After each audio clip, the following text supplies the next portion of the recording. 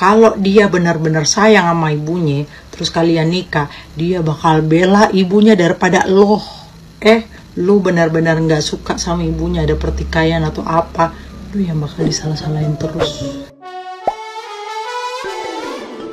Hola netizen yang tercinta. Kuasa hukum Teuku Ryan Deddy Rizal Armidi berharap Ria Ricis dan Teuku Ryan bisa terus berhubungan baik. Melihat banyaknya isu miring pasca perceraian yang menyudutkan kliennya, Deddy Rizal menyentil soal harapannya kepada orang tua Moana. Dia berharap Teuku Ryan dan Ria Ricis bisa sama-sama legowo atas perceraian mereka. Walau kini sudah tidak bisa bersama, namun Ria Ricis dan Teuku Ryan masih bisa berteman. Hal itu diminta Deddy Rizal Armidi agar Teuku Ryan dan Ria Ricis dapat bersama-sama dalam membesarkan putri sematawayang mereka. Deddy Rizal meminta Teuku Ryan dan Ria Ricis memikirkan kondisi anaknya. Dalam kesempatan itu, sang kuasa hukum juga mengomentari soal surat putusan cerai kliennya yang terlanjur beredar luas. Diakui sang kuasa hukum pihaknya tidak perlu melakukan klarifikasi mengenai hal tersebut, sebab apa yang tertuang dalam isi putusan tersebut merupakan fakta persidangan.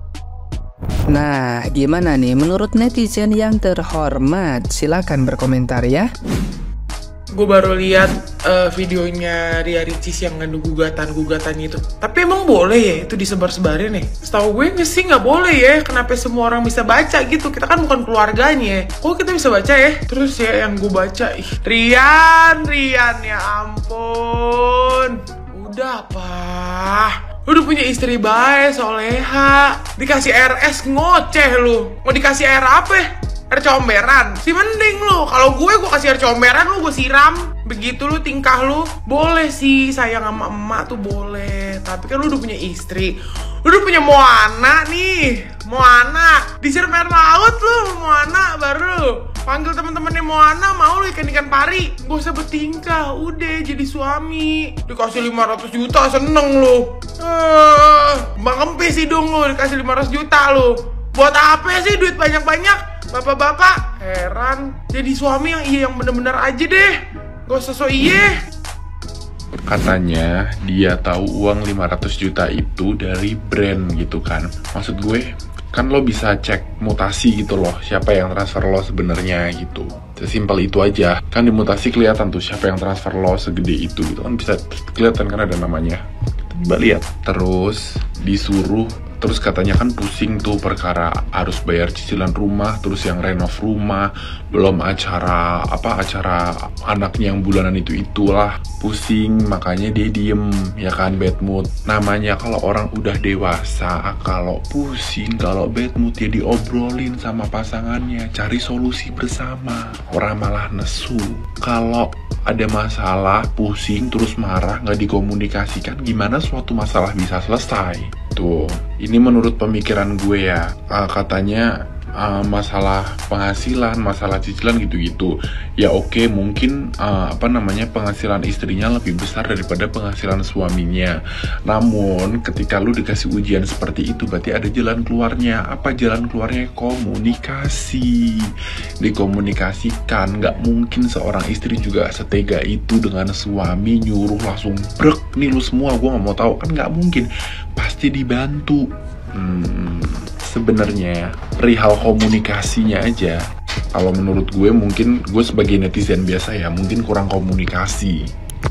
Kemarin diajakin ngobrol, katanya mau ngomong apa, cerita apa, kan tiap hari sama-sama. Sekarang udah nggak bareng-bareng, klarifikasi udah telat. Terus gue juga paling kesel tuh yang perihal apa sih namanya, yang sampai si pihak perempuan pengen implan gitu, kayak wah parah sih. Terus yang perihal istri durhaka, terus eksploitasi anak sama kakaknya ustazah tapi nggak masuk di adeknya gitu-gitu, menurut gue parah sih. Nggak seharusnya ngomong kayak gitu, apalagi sama istri. Karena menurut gue istri lo aja bisa ngertiin, bisa ngebimbing lo dari yang mungkin penghasilan lo nggak seberapa jadi lumayan seberapa, walaupun penghasilan lo masih jauh dibanding penghasilan istri lo tuh udah baik banget menurut gue ya. Gue udah nonton klarifikasinya, banyak yang komen, "Kak, nonton dulu klarifikasi si cowok." Gue udah nonton, gue tetap di pihak perempuan. Apa layak lo ngatain seorang istri durhaka, kakaknya ustazah tapi nggak masuk di adik-adiknya, sampai si istri juga pengen implan, itu udah nggak layak kayak gitu.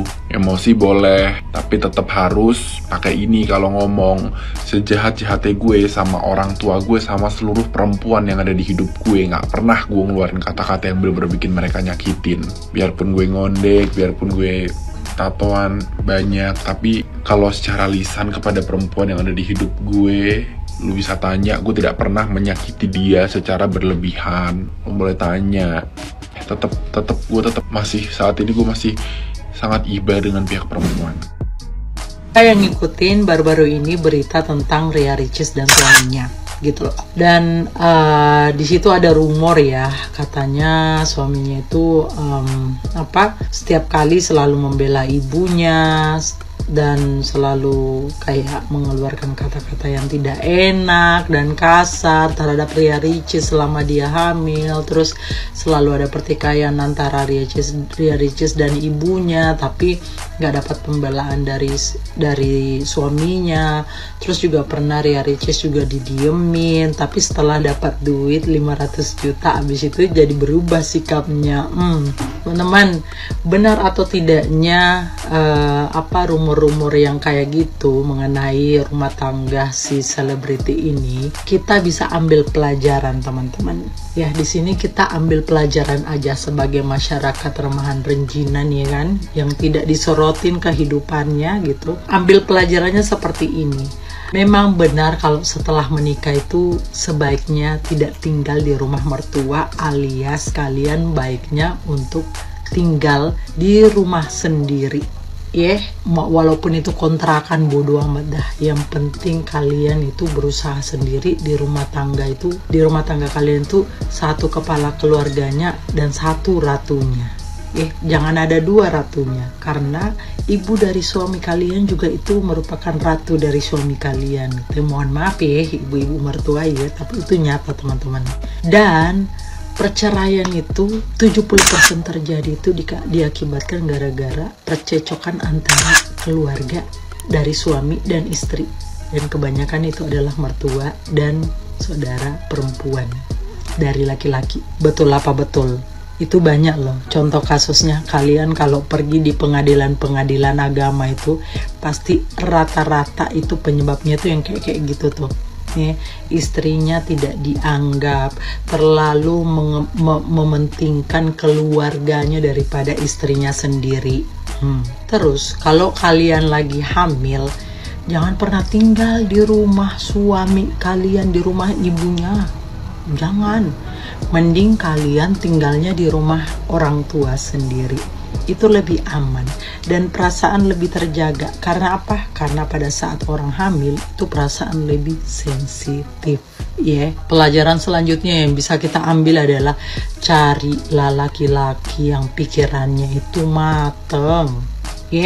Terus hilangkan di pikiran kalian mencari kriteria laki-laki itu seperti ini. Karena banyak banget ini yang udah dari turun temurun selalu dikasih tahu. Carilah laki-laki yang menyayangi dan mencintai ibunya, maka dia akan menyayangi dan mencintai istrinya. Bullshit, gak ada kayak gitu. Kalau dia benar-benar sayang sama ibunya, terus kalian nikah, dia bakal bela ibunya daripada lo. Lu benar-benar nggak suka sama ibunya, ada pertikaian atau apa, lu yang bakal disalah-salahin terus gitu. Jadi hati-hati juga cari laki-laki. Jangan dibilang mencintai ibunya, tapi pada saat nikah lunya dibikin kayak tai. Mohon maaf, saya nggak bilang semuanya mertua itu kayak begitu, tapi rata-rata. Kalian yang punya nasib sama kayak Ria Ricis, ada nggak? Komen ya.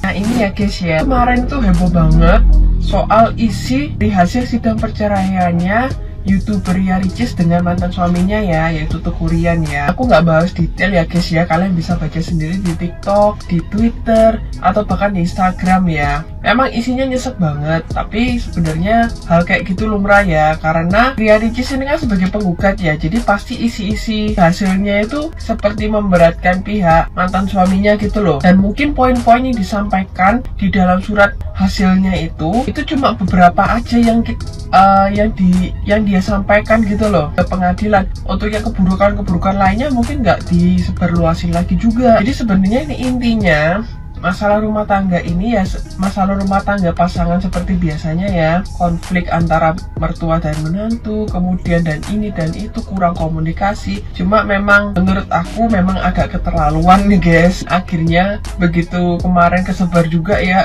ya di medsos ya, si Teuku Ryan ini langsung dirujak habis-habisan sama netizen guys. Aku di sini netral, nggak bela pihak manapun ya. Ini aku cuma mau ngingetin aja ke kalian nggak usah takut untuk menikah ya guys ya. Yang terpenting sebelum menikah, kalian itu pahami dulu bibit, bobot, pasangan kalian guys. Emang kedengarannya kuno, tapi memang hal ini harus dilakuin guys, biar nantinya setelah menikah nggak ngezong gitu loh. Kalian bisa tanya baik-baik ke pasangan, secara terbuka aja lah ya, nggak ada yang perlu ditutup-tutupin juga gitu. Dan untuk para lelaki juga, ini sekarang udah zaman modern guys, bukan zaman dulu ya. Emang ibu yang melahirkan kita, tapi kalau sudah menikah, laki itu mempunyai tanggung jawab, yaitu istrinya dan anak-anaknya ya. Jadi harus bisa mengimbangin posisinya sebagai kepala rumah tangga, sebagai suami, sebagai ayah, dan juga sebagai anak ya. Ini kan sebenarnya porsinya kan juga beda-beda guys ya, tanggung jawabnya maksud aku. Tapi aku yakin kok cowok yang baik itu masih banyak di luar sana ya. Jadi kalian jangan patah semangat guys. Oke, sekian aja fittingnya.